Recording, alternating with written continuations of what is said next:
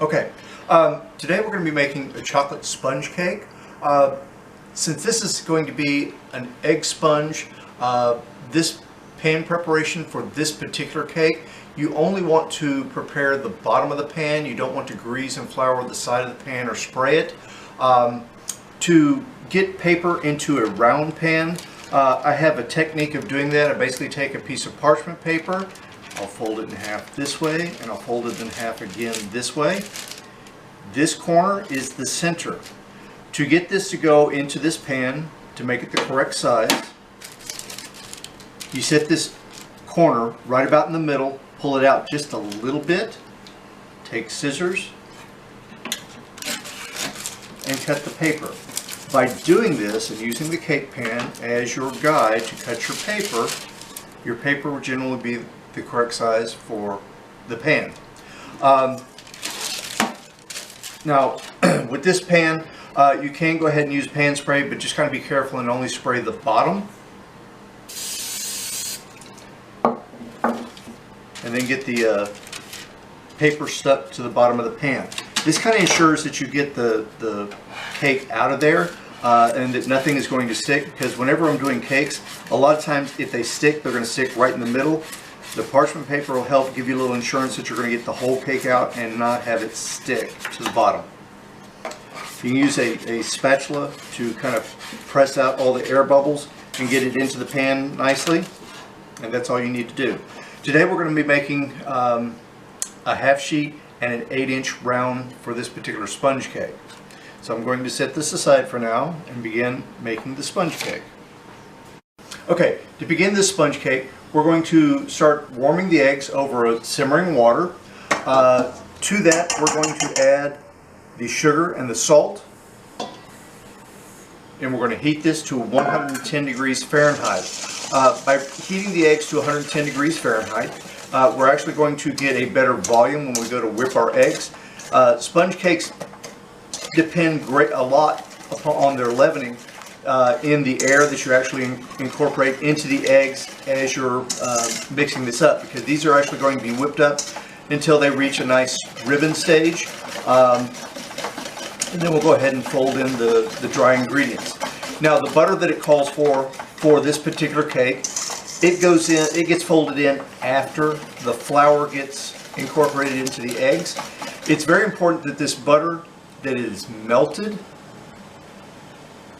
but not hot. It needs to be as cool as it can without coagulating once again or setting up, but you do want it relatively cold. If you try to fold in hot butter into this cake, it will just immediately fall on you, and the cake will not produce a nice,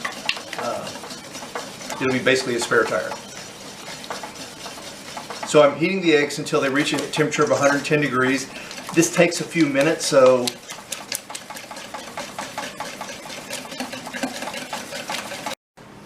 okay, I've been heating these eggs and stirring them the whole time. They're a little over 110 degrees, which is a good temperature for the eggs to be at. And now we need to go ahead and add this to our mixer with a whip attachment, and then we're going to whip these until they become light and fluffy.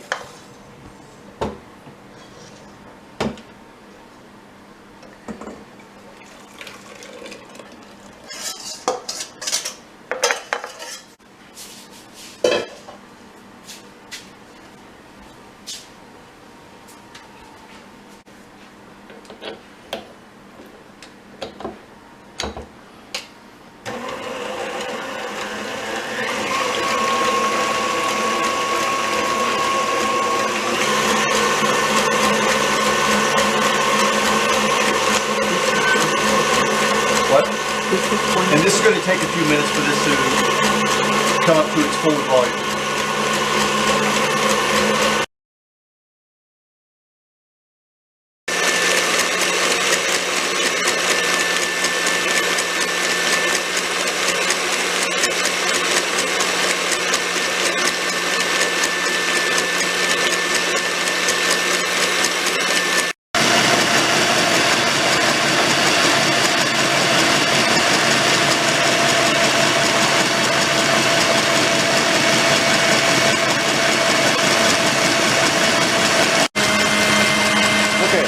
At this point, We're at the ribbon stage, and if you look at how this comes off of the whip, it actually kind of leaves an indentation, or it stays up a little bit on top before it fades into the whole mixture, and that's what you're looking for, a nice light lemony yellow color.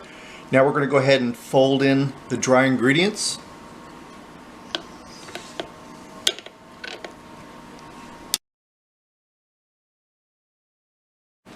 Getting the eggs and the sugar out of the bowl, putting it into a larger bowl so I can actually have some room to actually fold in the dry ingredients.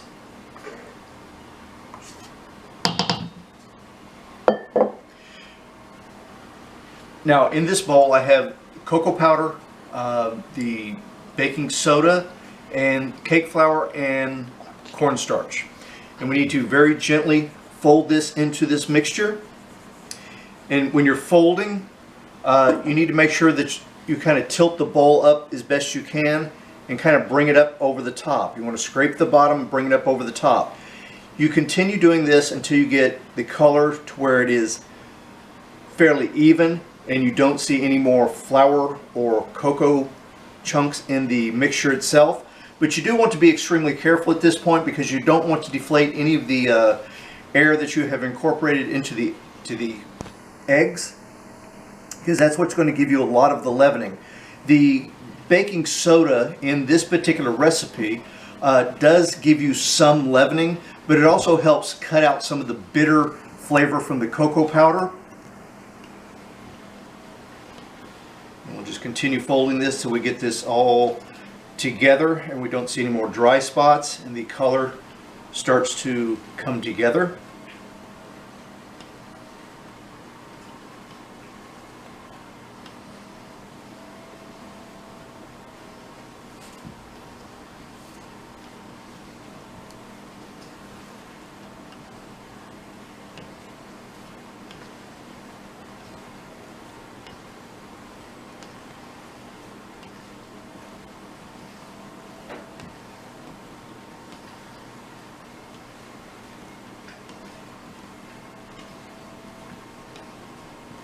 Okay, looks like we're getting pretty close.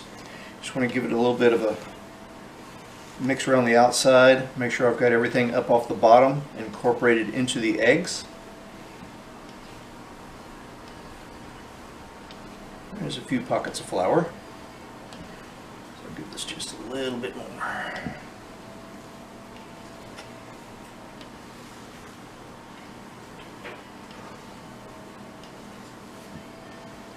Okay, we've got the color fairly consistent. I don't see any more pockets of flour or cocoa powder in here. Now I'm going to go ahead and incorporate the butter.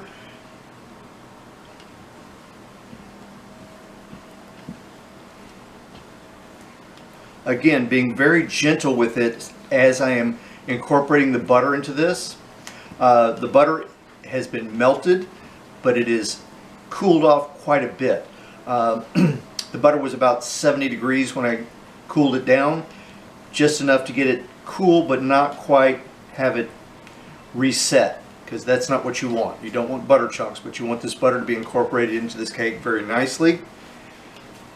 And if it's too hot, it will deflate too much of your air, and then your cake's not going to come out very nice. Okay. Have all that incorporated. Now we're going to go ahead and put it into our cake pans. Now when you're putting it into a sheet pan or any pan, you want to make sure not to fill it too much. You want to bring it just up, maybe halfway up the side of the pan.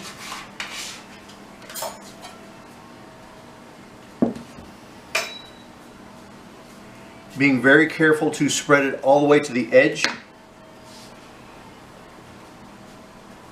And make sure you got the corners filled very well. If you don't have the corners filled very well, what happens is as you're baking this cake, the sides and the corners will get very hard and crispy, and that's not really what you want. You want to be able to use the whole cake.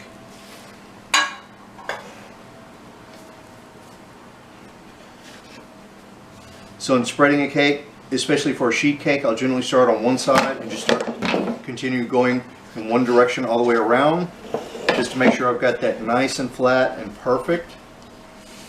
and no thin spots.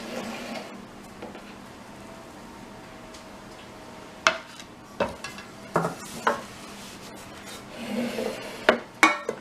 ahead and put some in our round cake pan. Again, you don't want to fill your cake pans much more than about halfway full with any of the sponge batters. Otherwise, they just get a little bit too thick, and they really don't bake very well. They'll hump really bad. And since this one made just enough, I think we can get a quarter sheet out of this.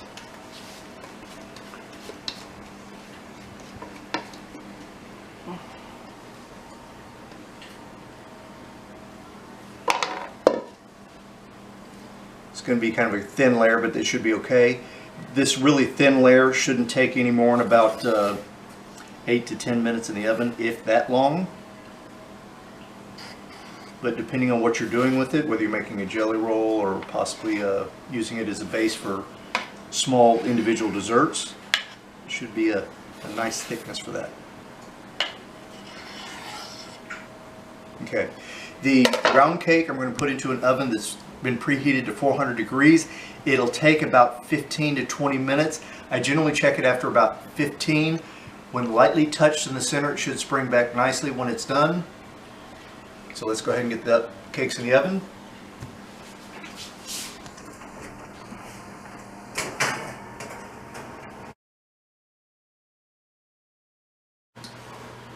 The round cake that we did took about 22 minutes in total. You can tell it's done by lightly taking your finger and lightly pressing on the cake. If it springs back, this cake is done. And then we can allow this to cool and remove it from the cake pan.